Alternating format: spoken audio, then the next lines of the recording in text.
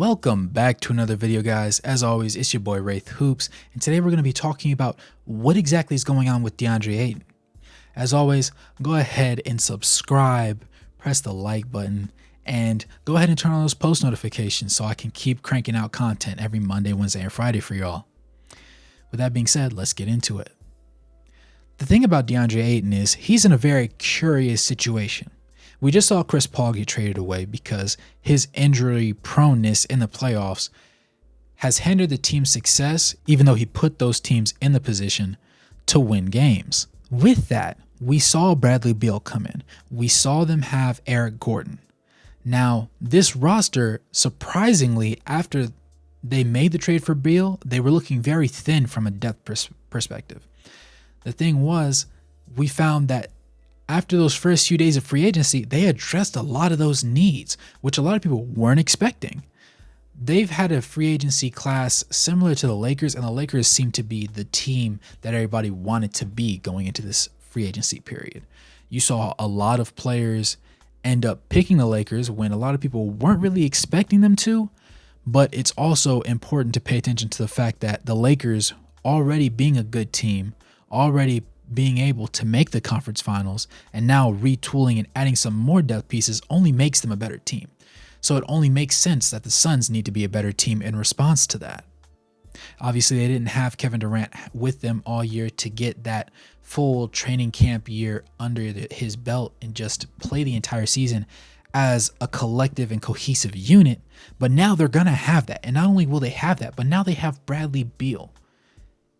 Right? So looking at that, the top players that are going to be the most important contributors for them are going to be Devin Booker, Bradley Beal, Eric Gordon, Josh Okogie, KD, obviously.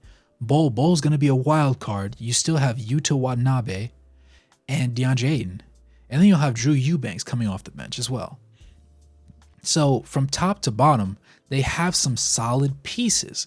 Now, I think the wild card for them is going to be Bol because you know what Yuta Watanabe is. You know what Drew Eubanks is. And you know what Josh Okogie is. Eric Gordon has been similarly the same player the majority of his career, and it's good that they have him as a reliable player. But this video is about Deandre Ayton, so we really need to zone in on him. Last season in the playoffs, he was, for lack of better phrasing, underwhelming for the most part. And when it really came down to it, he didn't provide what they were hoping he would be able to.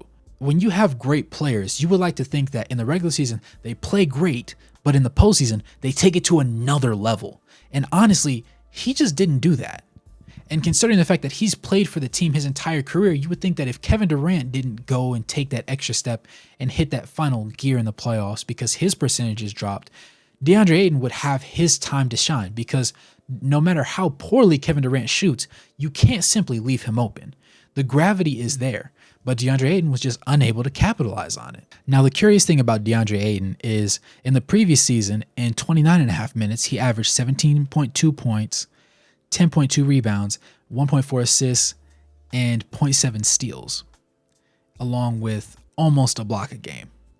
This season, with Kevin Durant added to the mix, in 30.4 minutes, he averaged 18 points, 10 rebounds, 1.7 assists, 0.6 steals, and roughly the same amount of blocks. Now, his percentages, though, did decrease, and that is one of the more concerning parts, because in the year prior, he shot 63.4% from the field, and this past season, he shot 58.9%, so effectively 59%.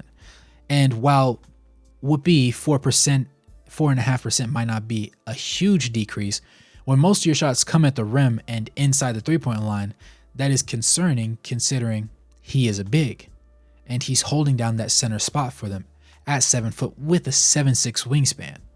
Now, when you think of 7-footers that play well on the defensive side of the ball, you think of the Rudy Goberts, the Walker Kesslers of the world.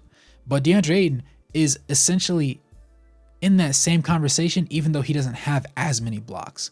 Now, his rookie year, he almost averaged roughly a block a game, but in his second and third years, he averaged almost a block and a half a game before dipping right back down under a block a game.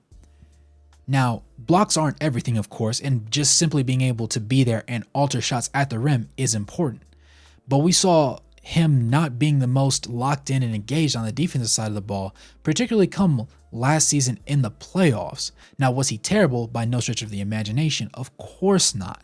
But when you're Deandre Ayton and you're supposed to be that foothold and that rim protector, they need more out of you. And if the Suns now being retooled, now having more offensive firepower, admittedly, there is only one basketball to go around, so they have to decide who's going to take those shots. It's really going to come down to him on the defensive side of the ball, because if he can hold down the paint and protect the rim effectively, these are arguably title contenders, if not title favorites, because we saw the Nuggets lose Bruce Brown, and we saw the Lakers also retool themselves in an attempt to make a final run, as it looks like, with LeBron probably spending his last season with the Lakers. But if you're DeAndre Ayton, as he said in the beginning of the season, people felt like he feels like people hate him, that the media hates him, that fans hate him. And he's looking forward to proving them wrong in this upcoming season. And in my eyes, this is going to be the one year that he has to properly do it.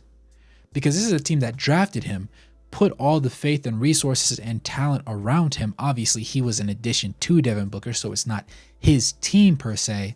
It's still his responsibility to play at a very high level, and he just quite simply hasn't when they really needed him to. He's been okay, but okay doesn't win championships. Okay gets you winning games some of the time. It might even get you into the playoffs, because there's some timey teams that are okay on the offensive and defensive side of the balls and slip in and then end up playing in play-in games and make it in that way, and that's perfectly fine.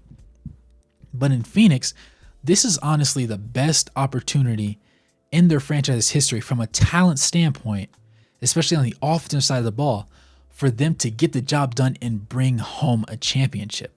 But again, it rides on his shoulders because he simply has to be better. Now, if the question is, what happens if he goes through the season and he plays the exact same way that he did now?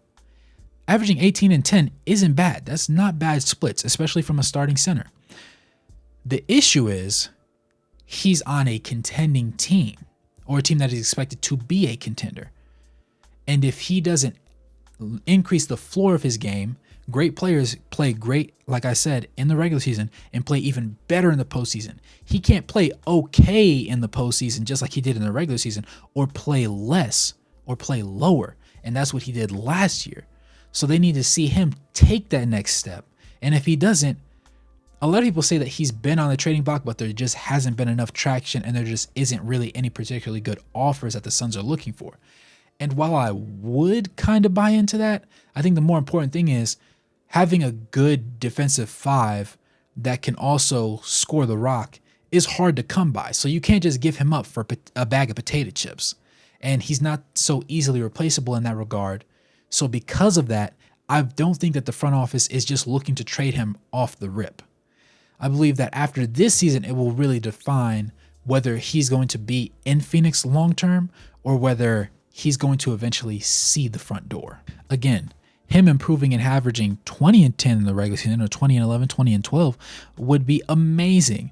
But we need to see him replicate his regular season success and his shooting splits in the playoffs and elevate his game. The biggest issue is when he gets in those pick and rolls in the postseason, he needs to make sure he's finishing. Everybody plays harder. Everybody schemes harder in the playoffs. Not to say that the regular season doesn't matter, but the regular season is more of the dress rehearsal for the final show. And when it comes to the playoffs, everybody wants to win. And a lot of times on the court, his effort seems to be lacking so much so that you would think he didn't want to be in the game. And for somebody that's expected to play 30 plus minutes a night for you, you need somebody that you can rely on to consistently give you the exact same thing every single day instead of going up and down and ebbing and flowing like an ocean wave. I personally believe that he will take that next step. I think that he is perfectly capable, and having Bradley Beal should open up the floor to give him some easier runs at the rim, give him some better pick and roll opportunities, and maybe even get a couple more pick and pop opportunities at the elbow and get a quality shot. Now, that being said, only time will tell, and it's really up to DeAndre Ayton and that Suns coaching staff to scheme him for good shots, to put him in position, and for him to execute. Now, with all that being said, good morning, good evening, and good night. No matter where you are on the globe watching, make sure to like, comment, and subscribe, and hit that notification bell, and I'll catch you guys in the next one. Peace.